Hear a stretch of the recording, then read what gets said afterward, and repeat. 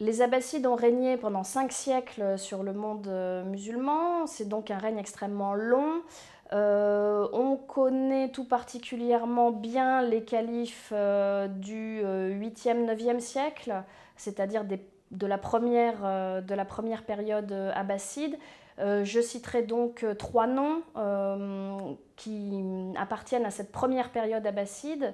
Le premier est celui du deuxième calife de la dynastie, le calife Al-Mansour, qui n'est pas donc le fondateur à proprement parler de la dynastie, mais qui est celui qui l'a développé et affermi très solidement.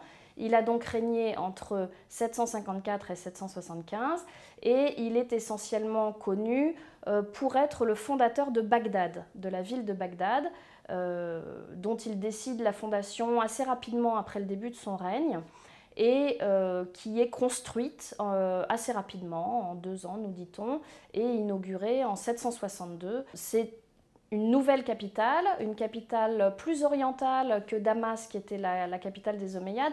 Pour un certain nombre de raisons, il n'était pas souhaitable pour les Abbassides de s'installer en Syrie, notamment parce que la Syrie soutenait les Omeyyades. On va dire c'est en Syrie que la famille Omeyyade avait trouvé les bases tribales et militaires, notamment de son arrivée au pouvoir et de la consolidation de sa dynastie.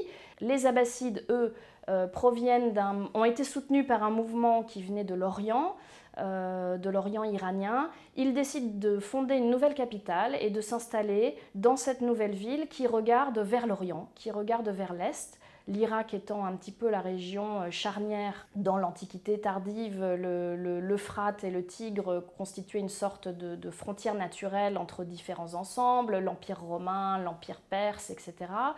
Eux s'installent sur sur le Tigre, pardon, à proximité de l'Euphrate, avec cette nouvelle ville de Bagdad qui jouera un rôle tout à fait crucial dans l'histoire tant économique que politique ou culturelle de l'Empire islamique à la période des califes abbassides et y compris par la suite, bien entendu.